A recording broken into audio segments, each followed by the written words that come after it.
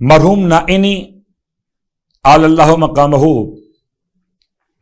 اپنی کتاب گوہر شب چراغ میں ایک عمل بیان کرتے ہیں. عمل فرماتے ہیں کہ اس پر انسان اگر رجوع قلب کے ساتھ، اعتقاد کے ساتھ اسے انجام دے تو انشاءاللہ بہترین تجربے کے ساتھ فائدہ مند بیان. تو انسان اس عمل کو انجام دے اس اعتبار کے ساتھ کہ پروردگار قبول کرنے والا اور وسیلے کی بنیاد پر حاجتیں روا کرنے والا. کوئی بھی حاجت ہو، کوئی بھی دعا کی قبولیت کا مسئلہ ہو، یہ عمل کیا ہے؟ 3 دن کا عمل ہے. یعنی اگر آپ آج شروع کرتے ہیں تو جمعہ، ہفتہ، اتوار، 3 دن کا عمل. کرنا کیا ہے؟ کرنا آپ کو یہ ہے کہ ایک مرتبہ پڑھنی ہے آیت الکرسی، اور اس میں آپ نے اعوذ باللہ من الشیطان الرجیم، بسم اللہ الرحمن الرحیم، اور پھر آیت الکرسی پوری ایک مرتبہ. اس کے بعد سورہ الحمد 2. اس کے بعد کوئی بھی ایک سورہ جو آپ پڑھنا چاہیں 3، کوئی بھی سورہ انا انزلنا پڑھ لیجئے، یا سورہ کافرون پڑھ لیجئے، یا کوئی اور سورہ.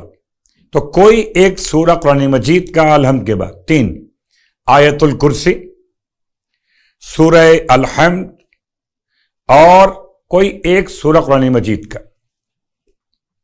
نمبر 4، سورہ اخلاص پڑھیں گے 5 مرتبہ عمل کے اعتبار سے، 5 مرتبہ، اور سورہ کوثر پڑھیں گے 15 مرتبہ. نمبر 5.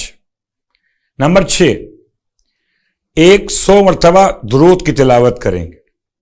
کل 6 پڑھنے کی باتیں 3 دن ایک عمل آغائے نائینی کے بیان کے اعتبار سے. میں پھر دہراتا ہوں. نمبر 1 آیت الکرسی، اعوذ باللہ اور بسم اللہ کے ساتھ، سورہ الحمد، اس کے بعد کوئی ایک سورہ. ان تینوں میں سے ہر ایک کو ایک بار پڑھنا ہے. نمبر 4 پر سورہ اخلاص جو آپ نے پڑھنا ہے 5 مرتبہ، سورہ کوثر 15 مرتبہ، آپ نے 100 مرتبہ درود کی تلاوت کرنا ہے. یہ 6 اعمال 3 دن تک انجام دیں، اور اس کا ثواب 4 انبیاء کی ارواح کی خدمت میں ہدیہ کریں. حضرت آدم صفی اللہ علیہ السلام، حضرت ابراہیم خلیل اللہ علیہ السلام، حضرت موسیٰ کلیم اللہ علیہ السلام، اور سرکار ختم یہ مرتبت احمد مجتبیٰ محمد مصطفیٰ صلی اللہ علیہ وآلہ وسلم. تو اعمال تو بہت سارے، البتہ دولت یقین کے ساتھ، آزمائش نہیں، تجربہ نہیں، یقین کہ دعا قبول کرنے والا، ہمارے حالات کو جاننے والا، ہم سے محبت کرنے والا، ائمہ کی وسیلے کو اپنی بارگاہ میں شرف قبولیت عطا کرنے والا. اس یقین کے ساتھ آپ عمل انجام دیجیے انشاءاللہ.